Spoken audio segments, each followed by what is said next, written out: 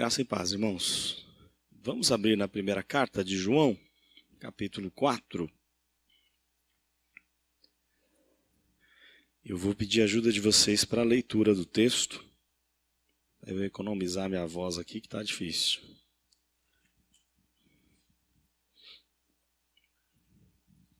Primeira João 4. Nós vamos fazer a leitura de todo o capítulo, são vários versos, aí cada um pode ler um versículo, né? Desde que você faça uma leitura com a voz bem forte aí para todo mundo poder ouvir. Vamos ler aí a palavra do Senhor. 1 João 4. Quem quiser pode começar a leitura. Amados, não deis crédito a qualquer espírito. Antes, provai os espíritos se procedem de Deus, porque muitos falsos profetas têm saído pelo mundo fora. Nisto reconheceis o Espírito de Deus. Todo espírito que confessa que Jesus Cristo veio em carne é de Deus. E todo espírito que não confessa a Jesus não procede de Deus. Pelo contrário, este é o espírito do anticristo, a respeito do qual tendes ouvido que vem e presentemente já está no mundo. Filhinhos, vós sois de Deus e tendes vencido os falsos profetas, porque maior é aquele que está em vós do que aquele que está no mundo.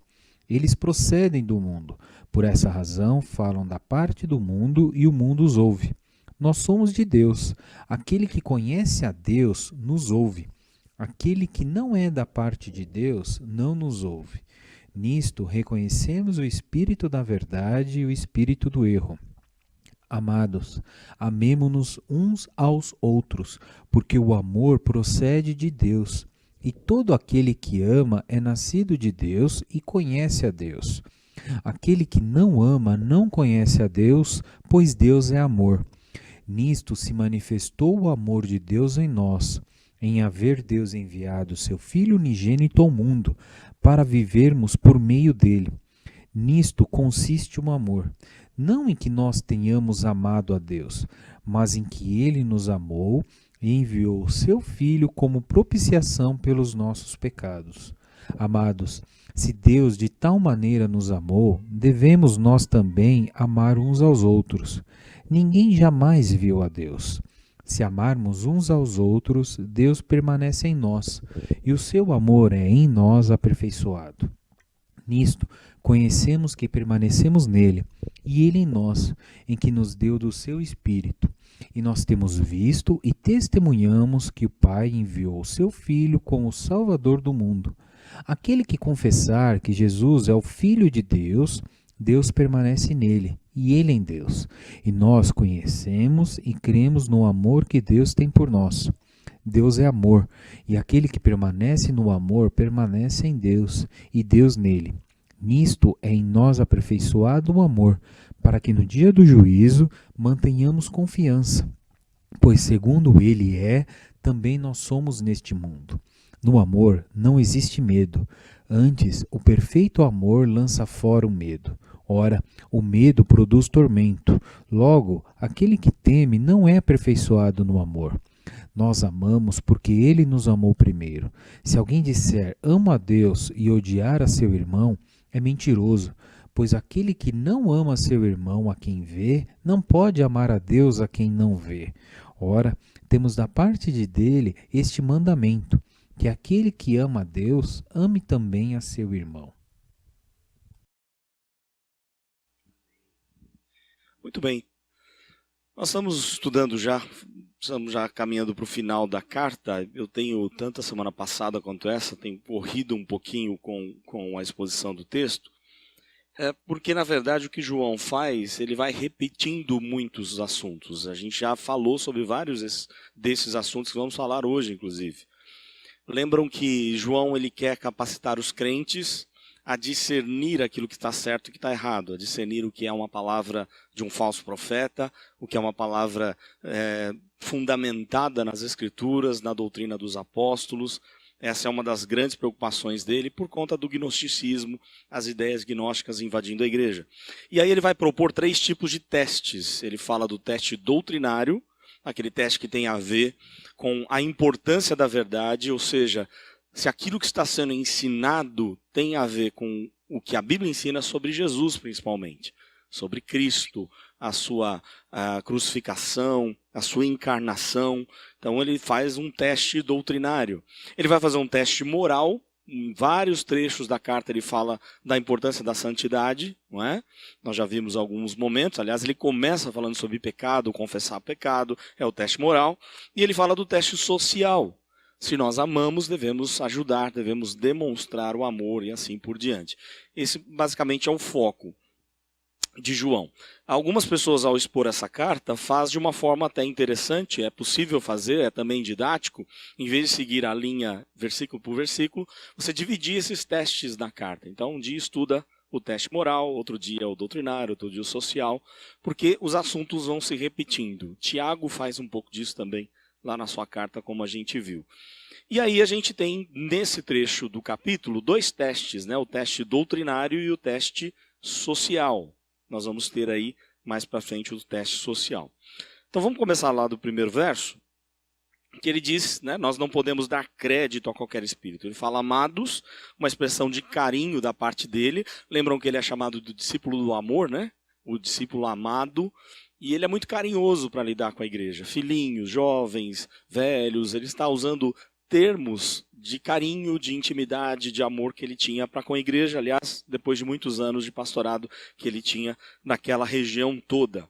E o último apóstolo, né, o último ainda vivo naquele momento. E ele diz assim, amados, não deis crédito a qualquer espírito, antes provai os espíritos, se procedem de Deus, porque muitos falsos profetas têm saído pelo mundo afora. Ele usa um verbo aqui, não deis crédito, dando a entender que a igreja tinha facilidade de ser enganada, né? Então ele, já sabendo disso, ele fala, olha, cuidado, prestem mais atenção, né? Não dê crédito àquilo que está sendo falado, porque de repente pode ser de um falso profeta. Então ele usa o tempo verbal mostrando que era algo corriqueiro, algo normal da vida da igreja. Então possivelmente a igreja era facilmente enrolada por esses falsos mestres. E aí eu coloquei algumas coisas importantes aqui. Nós devemos cultivar uma mente atenta, examinando as Escrituras, provando de acordo com as Escrituras.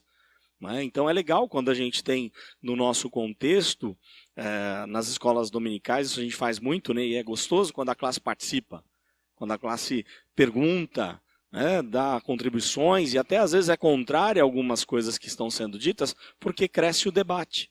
E o debate é importante para a gente poder chegar à verdade. É o que João está dizendo, a gente tem que provar se aquilo que está sendo ensinado é realmente verdade. Isso é muito relevante. Ele fala aqui de provar os espíritos. O verbo provar, da ideia da metalurgia, você aquece o metal, o ouro, por exemplo, a prata e outros metais, para você purificar esse ouro. A ideia é a mesma, nós temos que trazer esse ensino para a palavra como os crentes de Bereia faziam. Vejam só, eles ouviam Paulo pregar e eles corriam para a Bíblia, né? Para aquilo que eles tinham de escritura. Claro que eles não tinham muitas passagens, mas eles conferiam naquilo que eles tinham. Se o que Paulo estava dizendo é verdade, então é o que a gente tem que fazer também na nossa vida. O mesmo Deus que inspirou homens para escrever e ensinar a verdade, você tem Satanás com a mesma estratégia, inspirando homens para pregar a mentira, para levar o povo ao erro, ou conduzir as pessoas ao erro. Por quê? Porque, na verdade, tudo na Bíblia, se você pegar a linha sequencial, da revelação bíblica, tudo acontece com Gênesis 3,15. Vai nascer da semente da mulher aquele que vai esmagar a cabeça da serpente. As duas sementes, a semente da mulher e a semente de Satanás. Não é? Sempre houve essa luta cósmica desde a queda. Não é? Isso sempre vai existir. Toda vez que a palavra é pregada, Satanás quer tirar de nós a bênção da palavra, a bênção do ensinamento da palavra, e ele muitas vezes usa homens que são chamados aí por João de falsos profetas e até mesmo de anticristos, como ele vai falar logo mais.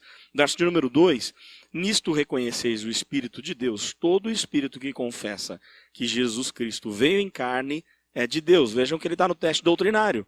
Se a pessoa que pregou defende que ele veio em carne, Jesus veio em carne, aí sim, então ele está pregando a verdade de Deus, que é o contexto dele, a grande dificuldade que ele tem lá naquele momento para resolver. E vejam que esse confessar não é um simples reconhecimento de que Cristo veio e reencarnou, ou encarnou. Né? Não é tão simples assim, porque até mesmo Satanás faz isso, os demônios fazem. A grande questão é uma confissão pública de fé, genuína. Não simplesmente confessar a Cristo como muitos fazem hoje em dia. Não é? Muitos falam, eu sou de Jesus. E aí você conversa, também sou, eu também sou. Mas a vida deles não condiz com as Escrituras. Não condiz com ter Cristo como seu Salvador e Senhor. Aliás, alguns até pensam em Jesus como Salvador. Senhor ninguém quer, ou alguns não querem, né? A Bíblia diz que a gente tem que confessar Ele como nosso Senhor e Salvador. E é o foco também aqui de João. Aí ele diz, verso 3, todo espírito que não confessa Jesus não procede de Deus. Pelo contrário, este é o espírito do anticristo, a respeito do qual tem ouvido e que vem, e presentemente já está no mundo. A gente já falou bastante sobre o anticristo, eu não vou gastar mais tempo com esse assunto, mas é muito claro aqui ele falando, né? Há muitos anticristos, mas tem um que vem. A ideia de que no tempo do fim virá o anticristo, que hoje é representado em vários anticristos, como já tinha do tempo de João, antes de João e no nosso tempo também. Aí o verso 4, filhinhos, vós sois de Deus e tendes vencido os falsos profetas, porque maior é aquele que está em vós do que aquele que está no mundo. A ideia de que o crente ele é habilitado por quem? Pelo Espírito Santo de Deus. O crente é templo de habitação do Espírito de Deus, não é? Existe muita confusão no meio evangélico, porque algumas pessoas pensam assim, o Espírito Santo habita quando há o batismo do Espírito Santo. E ser batizado com o Espírito Santo quer dizer falar em línguas, ter dons, isso, aquilo. E a Bíblia diz que não. Que uma vez em Cristo, se você tem Jesus, se você recebe Jesus, naquele mesmo dia você é batizado pelo Espírito Santo de Deus. O batismo com o Espírito Santo de Deus acontece antes do batismo na igreja. Não é? O da igreja você vai passar um tempo ainda, algumas igrejas como a nossa tem um curso para fazer, para aquele que ainda não foi batizado, né? Ele faz a classe de catecúmenos para conhecer a base da fé cristã, para depois ser batizado. Mas no dia em que você teve o encontro com Jesus, você só teve esse encontro porque o Espírito entrou em você. O Espírito te regenerou, né? E aquilo que Paulo defende na sua primeira carta, logo no comecinho, não tem como discernir as coisas de Deus senão pelo Espírito de Deus. Se você não entende as coisas de Deus, é sinal de que não tem a presença do Espírito. Aliás, eu tenho um testemunho disso, né? Eu fui criado num meio católico, nós íamos à igreja, nós líamos a Bíblia várias vezes, eu cheguei a ler a Bíblia mesmo antes de ir para a igreja evangélica algumas vezes. Mas eu não entendia quase nada, a não ser um contexto geral, um contexto histórico. Não é? Eu lembrava de algumas passagens, os milagres de Jesus, mas eu não conseguia compreender que toda aquela lição tinha a ver com a minha vida. Qual era a relação disso comigo? Por quê? Porque eu não tenho Espírito. No dia em que houve a conversão, aí o Espírito começa a iluminar. O Espírito começa a clarear a nossa mente. Ele tira aquele espírito do mundo que cega o nosso coração. Não é isso que a Bíblia diz em 1 Coríntios 4, né? Aquele que cega o nosso entendimento. E o Espírito Santo, quando regenera a gente, ele tira essa cegueira espiritual. Então nós somos capacitados, habilitados pelo Espírito para quê? Para conhecer a verdade de Deus. Aliás, tem uma das regras, sem dúvida alguma, uma das mais preciosas regras de interpretação bíblica, é uma vida em santidade. Quanto mais perto de Deus você tiver, mais entendimento da Bíblia você vai ter. É interessante isso, né? Porque há muitos que conhecem a Bíblia, conhecem várias coisas sobre a Bíblia, mas você não tem uma caminhada com Deus em santidade, aquilo não faz diferença na sua vida. Então Deus quer revelar para a gente muito mais do que informações teológicas, Ele quer revelar vida para nós.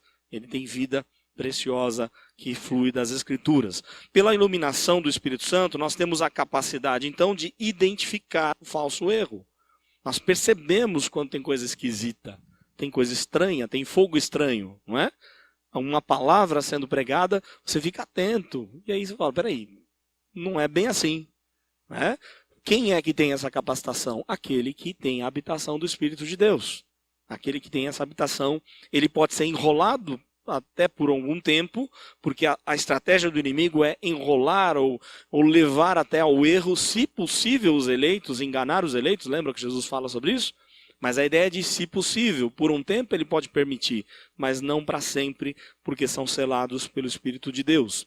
E aqui João Calvino faz uma citação preciosa demais. Ele diz assim: a menos que o Espírito Santo, né? A menos que o Espírito de sabedoria esteja presente, há pouco ou nenhum proveito em ter às nossas mãos a palavra de Deus.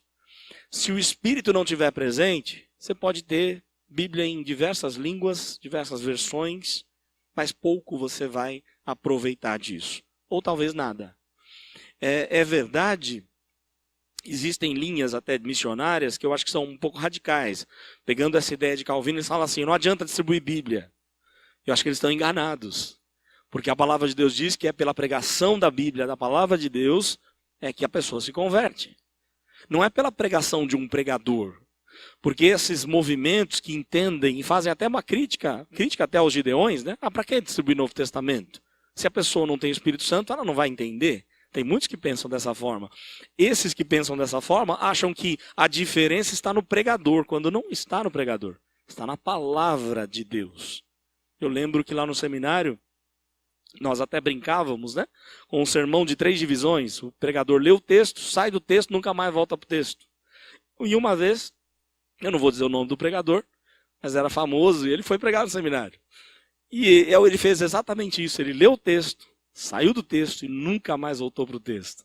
Mas nós, como seminaristas, falávamos assim: ufa, ele leu o texto. Salvou, porque a palavra foi comunicada. Poderia ter sido melhor quando expõe o texto, quando explica o texto, o aproveitamento é muito maior. Mas se pelo menos a palavra foi falada, foi pregada ou lida, já é alguma coisa. Deus já falou. Não é? Então, na verdade, o poder está na palavra de Deus. E a gente tem milhares de testemunhos de pessoas que, de repente, pegaram um trecho da Bíblia, abriram e foram impactados pelo poder do Evangelho. Porque é o Evangelho que faz toda a diferença, é poder para a salvação de todo aquele que crê. Aí o verso número 5, ele diz assim: eles procedem do mundo, aqueles que não têm o Espírito, né? Procedem do mundo, por essa razão, falam da parte do mundo e o mundo os ouve. Interessante, aliás, a citação dele aqui é o falso profeta. Ele diz assim: eles procedem do mundo, falam da parte do mundo e o mundo os ouve. Isso aqui é muito interessante, né? Mundo aqui é um mundo sem Deus, mundo decaído no pecado, não é? Um mundo debaixo da autoridade de Satanás, uma humanidade completamente depravada, afastada de Deus. E o texto fala que o mundo os ouve. E aí a gente fica pensando: como é fácil as pessoas acreditarem nos enganos, nas fábulas, nos erros, não é? Se nós quiséssemos encher esse templo, até mesmo uma quinta-feira, era muito fácil. É só anunciar a cura, libertação, poder disso, daquilo, prosperidade, saúde perfeita. Se nós anunciássemos muito bem essas doutrinas que não são necessariamente bíblicas, a maioria delas, isso aqui estaria cheio de questões aí para a gente falar. No entanto, o que a gente entende é que a palavra de Deus tem que ser pregada, anunciada com a verdade do Senhor. E aí o texto diz isso: o mundo os ouve, não é? O mundo está atento àquilo que dá coceira no ouvido. Paulo diz isso ao Timóteo. Lembram disso? Contos de fábulas, coceiras no ouvido e tudo mais. Os que são de Cristo ouvem a voz de Cristo. Jesus diz isso lá em João 10. Não é? Em João 10, várias vezes aparece, ó, verso 4, verso 5, verso 8, assim por diante. E aí isso me fez lembrar de uma história, coloquei aqui o texto, que é a história de Micaías. Eu acho sensacional a história de Micaías, porque o rei Josafá é um dos reis mais piedosos que o povo de Judá teve. O rei Josafá era aquele rei doce, voltado para o Senhor. Mas ele tinha um problema: ele tinha facilidade de fazer acordo com gente que não era de Deus. E ele fez isso por algumas vezes. E às vezes que fez, Deus disciplinou, Deus corrigiu. Numa dessas, ele havia casado os filhos, ele com Acabe. Eles casaram seus filhos, aqueles casamentos arranjados, né? Um casa com a filha de outro reino e assim por diante. E o rei Josafá subiu para fazer uma visita para o rei Acabe, um dos piores reis que Israel já teve. E os irmãos talvez vão lembrar dessa história. Eles estão ali conversando, quando o rei Acabe faz uma proposta para Josafá e diz assim: vamos à guerra, tem um povo aí guerreando contra mim, saia comigo à guerra para a gente guerrear contra essas nações. E aí Josafá falou: vamos. Mas Josafá era temente a Deus e na hora ele lembrou: mas espera aí, antes vamos consultar, tem algum profeta de Deus para a gente consultar se é para sair à guerra ou não? E o rei Acabe falou: ah, tem. E ele começou a trazer os profetas, que a gente sabe que são os profetas de Baal, aqueles que Elias brigou muito com eles, né? E aí naquela conversa muito interessante, porque o rei Josafá percebe que tem coisa estranha. Percebe que aquela profecia não é de Deus, que aqueles homens não eram homens de Deus. Talvez até pela vestimenta, pelos rituais que eles faziam, alguma coisa fez Josafá perceber e dizer ao rei: não há nenhum profeta do Senhor aqui nessa terra? E aí ele disse assim: olha, tem um, mas que eu não gosto não, porque ele só profetiza o que é mal a meu respeito. Ele havia prendido Micaías. E o rei Josafá falou: traz esse homem, vamos ouvir o que ele tem a dizer. E quando chegou lá o carcereiro buscar Micaías, ele já avisou: é o seguinte, o rei está mandando trazer na presença dele, e você profetiza o que é bom para o rei. E aí ele já falou: eu vou profetizar o que Deus mandar. Mas Micaías foi muito cômico quando chegou na presença do rei. Ele diz assim: ó rei, vai à guerra. Pode ir lá, rei. Você vai se dar bem, né? E aí o trecho que fala assim: perguntou o Senhor: quem enganará Acabe, o rei de Israel, para que suba e caia em Ramote Gileade? Um dizia dessa maneira, o outro de outra. Então saiu um espírito e se apresentou diante do Senhor e disse: eu o enganarei. Perguntou-lhe o Senhor: com o quê? Respondeu ele: sairei e serei espírito mentiroso na boca de todos os seus profetas, disse o Senhor. Tu o enganarás e ainda prevalecerás. Sai, faz-o assim. Eis que o Senhor pôs o espírito mentiroso na boca de todos estes teus profetas, e o Senhor falou o que é mal contra ti. A palavra de Micaías, dizendo que Deus havia revelado para ele que muitos, aliás, todos aqueles profetas que diziam: ó rei, você vai se dar bem na guerra, eram falsos profetas, eram profetas mentirosos que saiu para enganar o rei. E aí o rei ficou bravo, né? O rei manda bater e prender Micaías, e o rei dá um recado para Micaías dizendo assim: quando eu voltar da guerra a gente conversa de novo. Em outras palavras, foi mais ou menos assim. Aí Micaías, com a autoridade de Deus, disse: se você voltar da guerra, Deus não falou por mim. E aí acabou a história, Micaías volta para a prisão. E os dois reis vão à guerra. O rei Acabe, muito do esperto, chega para Josafá e diz assim: olha, eu vou estar com os meus soldados, você veste a roupa de rei. Só Josafá foi com a roupa de rei. Qual que era a estratégia militar? Matou o rei e acabou a guerra.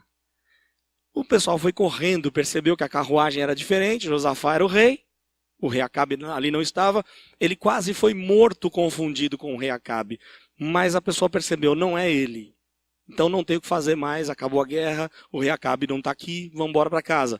Um dos soldados inimigos jogou a flecha para cima. Você imagina a cena? Pegar um arco e flecha e atirar para cima. E a flecha caiu, né? Foi subindo, subindo, subindo, começou a cair. E acertou justamente o rei Acabe. Interessante o que diz o texto. Acertou por entre as juntas, no único lugar que poderia ser atingido. Talvez se alguém tivesse pertinho do rei e atirasse nele, nada iria acontecer. Ele estava com a armadura de soldado.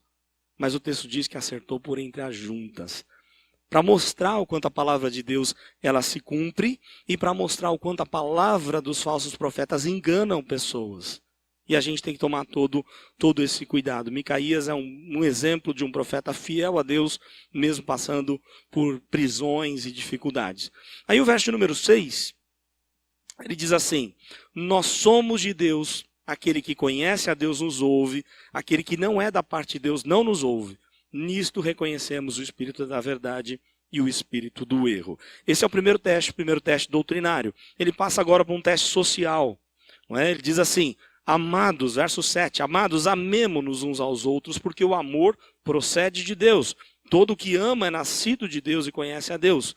O amor procede de Deus. É o que ele diz, né? E interessante, o verbo que é usado aqui está numa voz passiva, é uma ação de Deus. É só Deus que pode fazer isso. É Deus quem tem autoridade, condições de demonstrar amor, porque Ele é o próprio amor. Deus é a essência do amor. não é? A nossa natureza humana depravada, sem a ação de Deus, ela não consegue ter amor. Daí você pode perguntar assim, mas como que o incrédulo ama os seus queridos? Ele ama por graça comum. Porque Deus distribui graça comum para ele, que senão ele não amaria. Ele está completamente depravado no seu pecado. Mas Deus é gracioso não só com o crente, nós temos uma graça especial, nós como crentes, mas Deus distribui a toda a sua criação a graça comum e capacita as pessoas a amarem umas às outras. Aí o verso 8 diz, aquele que não ama não conhece a Deus, pois Deus é amor. Deus é fonte de amor, Deus é a essência do amor. O amor não anula a justiça de Deus, isso é importante que se diga. Porque há uma doutrina surgindo alguns anos atrás, mas que está acabando com várias igrejas. Igrejas que foram grandes, inclusive. Igrejas que foram fortes. Eu refiro-me aí ao deísmo aberto, ou à teologia relacional. É aquela ideia de que Deus é só amor. A bondade de Deus é sempre presente, ele é só amor. E se Deus é amor, ele não tem como, por exemplo, aconteceu uma desgraça. Aconteceu lá o prédio que caiu em São Paulo, o tsunami no Japão, um terremoto no Chile. As desgraças da vida, elas não podem acontecer se Deus conhecer. Então, para a teologia relacional, Deus não conhece o que vai acontecer. Deus não tem controle da história, porque Deus é amor. Se ele não impediu, é porque ele não sabia. E esse é um tremendo de um engano que tem levado milhares e milhares de igrejas à falência. Porque quando eu ensino, quando eu aprendo dessa forma, eu tiro a soberania de Deus. Deus deixa de ser o Senhor de todas as coisas.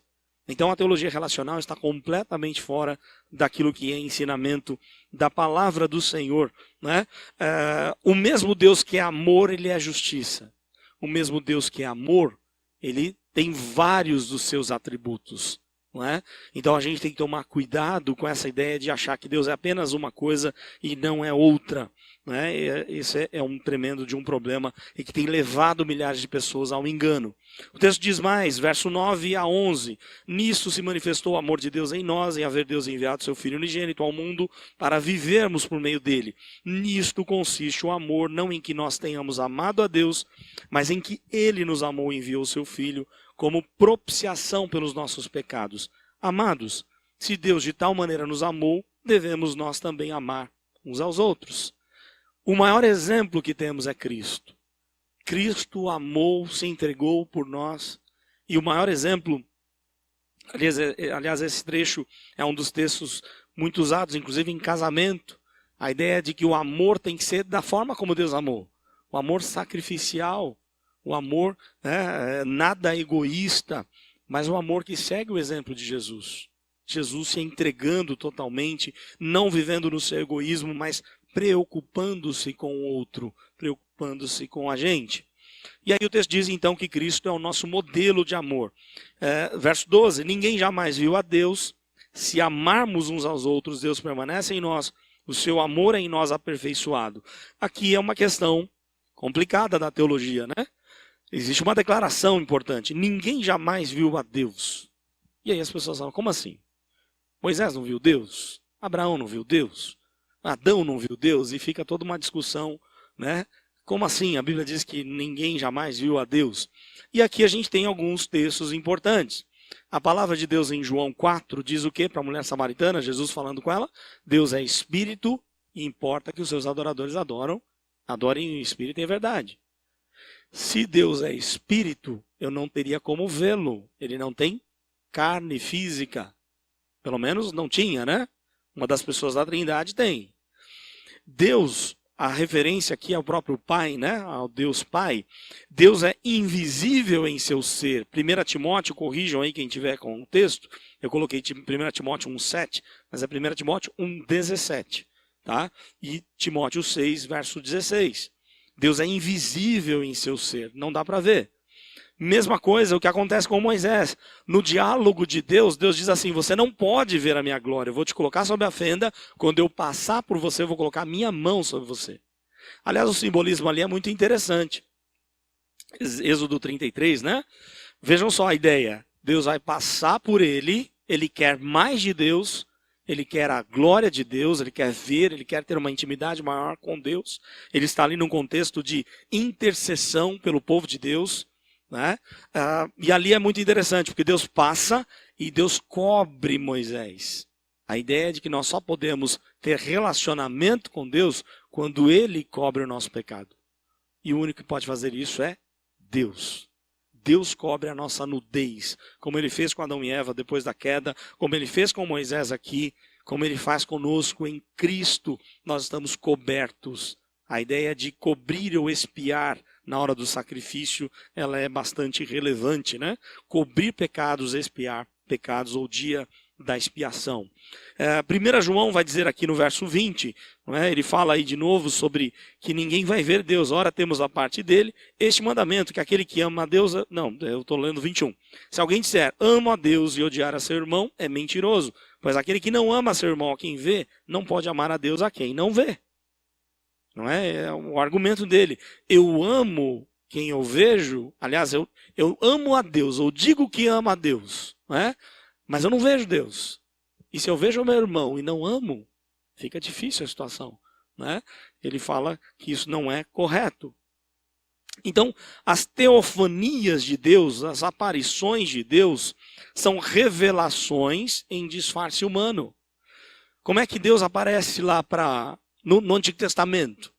Deus aparece em forma de anjo, ou entre os anjos, né?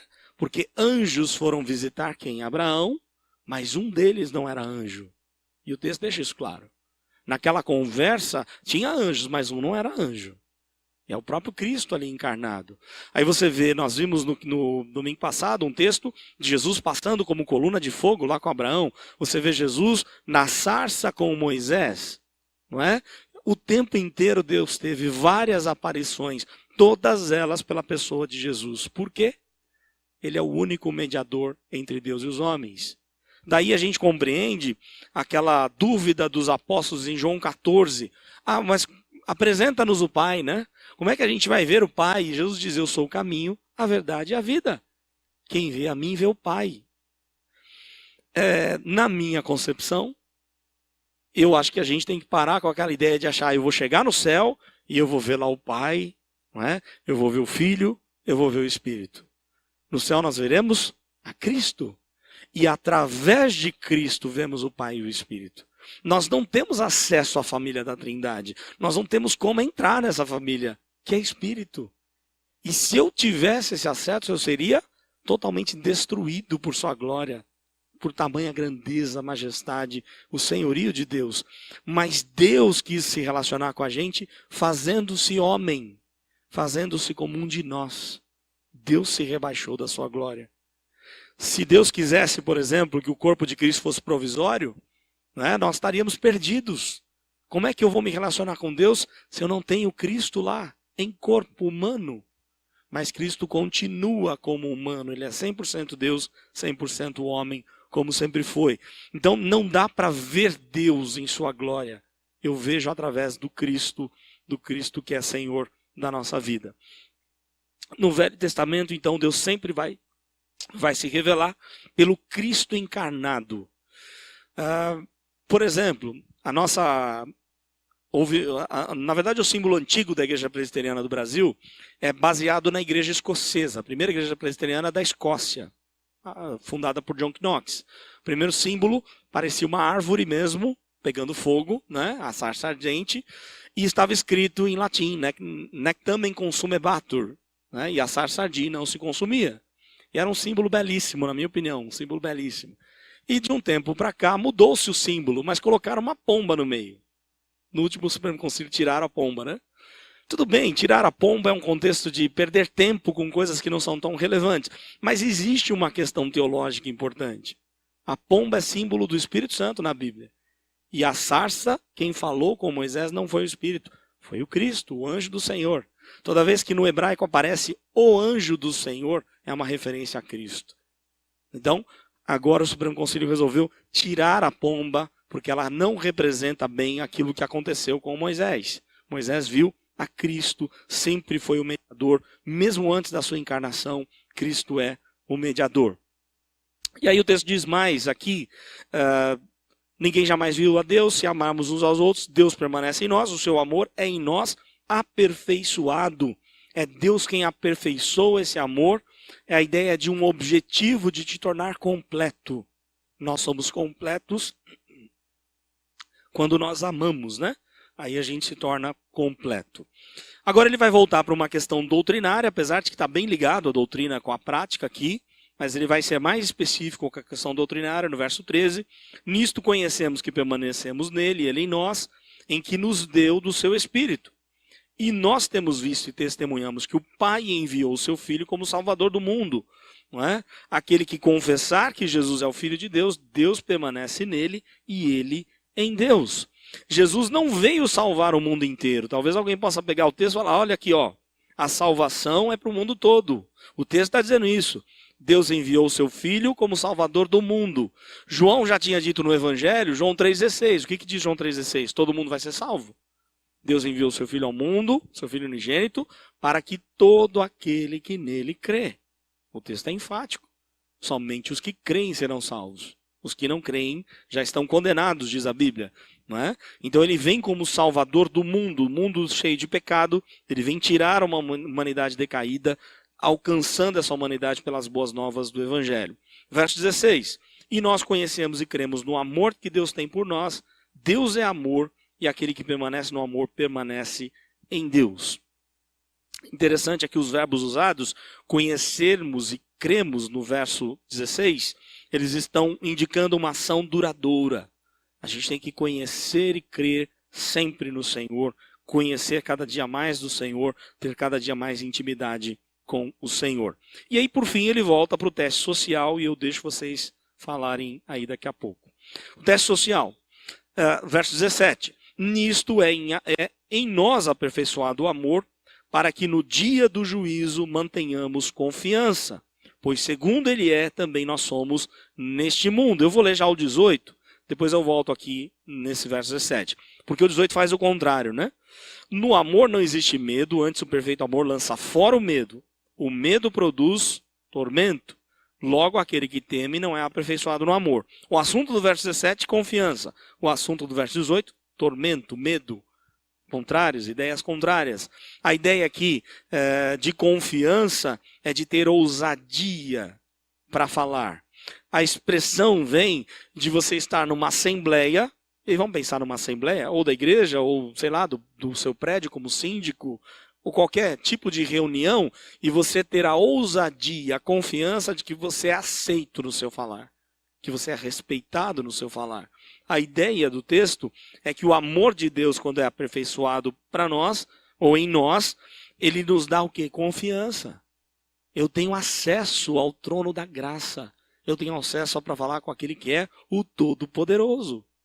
Eu tenho confiança e intrepidez para entrar no Santo dos Santos. Aliás, não só isso. Os irmãos lembram? Quem é que podia entrar no Santo dos Santos? O sumo sacerdote, não os sacerdotes, né? Somente o sumo sacerdote. Quantas vezes por ano? Uma vez por ano, no dia da expiação.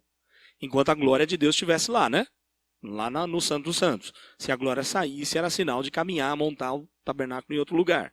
Então, olha só o sumo sacerdote, uma vez por ano. Quando Paulo fala em Corinto que nós somos templo de habitação do Espírito de Deus, sabe qual a palavra que ele usa?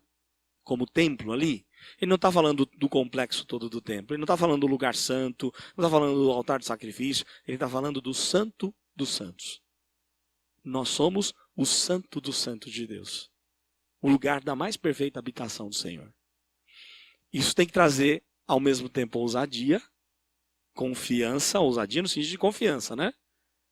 Confiança, porque eu tenho acesso a esse Deus. O véu se rasgou. Eu posso me achegar a Deus. Eu estava separado, agora não estou mais. Mas aí o verso 18 diz, no amor não existe medo, antes o perfeito amor lança fora o medo. O medo produz tormento. Se aquele que não tem o amor de Deus, não está sendo trabalhado no amor de Deus, ele fica atormentado, ele fica com medo. Logo, aquele que teme não é aperfeiçoado o amor. A ideia aqui é a punição. Como é que eu vou me achegar a esse Deus? Eu vou ser punido. Aliás, tem um salmo que fala um pouco sobre isso. Lembram o que fez Davi quando achou legal a ideia dos filisteus ao levar a arca? Ele quis fazer a mesma coisa, até um carro mais bonito do que os filisteus fizeram. E aí ele fez aquela festa, não é? Um carro de boi para levar a arca da aliança. E enquanto eles caminhavam, a gente sabe lá que o boi tropeçou. E Uzá foi segurar o tabernáculo, a arca da aliança, e foi morto, fulminado ali naquela hora. Né? Morreu na hora. E Davi entrou numa crise tremenda e ele escreve o Salmo 15. Quem é que pode habitar na tua presença? No teu tabernáculo? Quem é que pode? E ele fica lamentando para Deus essa questão. Só que Davi vai para as Escrituras depois. Ele descobre que não podia ser daquele jeito. Tinha que ser com detalhes específicos da palavra. Ou seja, não adianta eu ter apenas um coração sincero na presença de Deus. Se eu fizer em desacordo com as Escrituras, eu vou ter prejuízo. Sinceridade para Deus vai levar muita gente para o inferno. Aliás, tem um monte de gente que está numa seita. Eu estava atendendo hoje até uma jovem que falava com ela sobre isso. Uma influência que ela tem de uma seita, e eu falava especificamente sobre essa questão. Há muitos que estão lá na seita que são sinceros, até muitos líderes sinceros, mas vão para o inferno do mesmo jeito. Porque sinceridade não leva ao céu. É a verdade que te leva ao céu. A verdade que te liberta e te leva ao céu, a verdade do Evangelho. Então, a necessidade e o entendimento de Davi é: eu tenho confiança e ousadia se eu estiver firmado na palavra. Mas se eu não tiver, eu vou ter medo, eu vou ter pavor, eu vou ter tormento. E aí a ideia dos versos é essa. Se o amor de Deus está sendo aperfeiçoado em nós, nós temos confiança, senão nós temos medo ou tormento. Nós amamos porque Ele nos amou primeiro. E aí o último verso, os dois últimos versos, se alguém disser, amo a Deus e odiar a seu irmão, é mentiroso. Pois aquele que não ama seu irmão a quem vê, não pode amar a Deus a quem não vê. Não é? Ora, temos da parte dele este mandamento, que aquele que ama a Deus, ame também a seu irmão. A última coisa que eu queria falar, eu deixo já vocês falarem. A questão da imagem de Deus. Nós somos imagem e semelhança do Senhor. Não é isso? Desde Adão, Deus criou o ser humano de uma forma especial, diferente. Somos a imagem e semelhança de Deus. O pecado não tirou essa imagem de Deus. Isso é importantíssimo para você estudar a antropologia do homem, né? Estudar a essência da humanidade. O homem continua com a imagem e semelhança de Deus. É por isso que lá em Gênesis 9, quando termina o dilúvio, Deus vai instituir a pena de morte para aquele que tirar a vida do outro. Porque o outro é a imagem e semelhança de Deus. Em outras palavras, tirar a vida de alguém é uma tentativa de matar o próprio Deus. Você está matando alguém que demonstra ou reflete a imagem e semelhança de Deus. E ali há uma ira da parte de Deus muito grande, né, quanto a essa questão. E aí o que a gente sabe é, o pecado fez essa imagem ficar distorcida, mas a imagem continua lá. Então nós temos que demonstrar amor até para com o incrédulo. Não é essa ideia só de, eu vou abençoar aqueles que são crentes. Não é? Eu até escrevi, não sei se foi no passado ou nesse agora que vai sair, no boletim, sobre essa questão. Os políticos que pensam, políticos crentes, eu acho que quanto mais político, irmãos sérios da igreja se envolvessem com política e fossem bons políticos, seria ótimo. Mas o grande erro dos políticos evangélicos, qual é? Quando eu entrar lá eu vou abençoar os evangélicos. Mas você não foi chamado para abençoar evangélico. Você foi chamado para abençoar a nação. Com a sua vida, com o seu compromisso, com a verdade, com a justiça e com várias coisas. Mas aí você vê muitos conchavos, né? Não, porque o vereador tal vai me dar isso, vai me dar aquilo, vai trazer um benefício para a igreja. E aí a gente acaba sendo corrupto. Isso não é certo, isso não é legal. É aquilo que isso eu acho que eu deixei bem claro na última mensagem. É a igreja que abençoa o político. E não o político que abençoa a igreja. O político que tem que pedir ajuda da igreja. O prefeito tem que chegar na igreja e falar, olha, eu preciso da ajuda de vocês para tratar de um drogado ou ter uma creche. Eu preciso da igreja para fazer essa obra, porque eu não consigo fazer. Aliás, a gente tem uma ONG em Rio Grande da Serra, que é brilhante, a ONG Aprisco. Ela oferece medicamento para toda a região. O prefeito da cidade de Rio Grande da Serra manda pessoas ir buscar lá na ONG Aprisco medicamento. Não é a igreja recebendo dinheiro do governo, é o contrário. É a igreja abençoando. Olha, aqui a gente tem medicamento, a gente tem aula de reforço para criança, a gente tem isso, tem aquilo, tem vários projetos interessantes e que vale a pena a gente seguir o exemplo. A gente precisa demonstrar o amor de Deus, não pensando em algo em troca, apenas pelo maior exemplo que Ele nos deu. Ele nos amou. Nós somos alcançados por amor. Nós precisamos demonstrar amor independente para quem seja. Que Deus assim nos ajude e abençoe.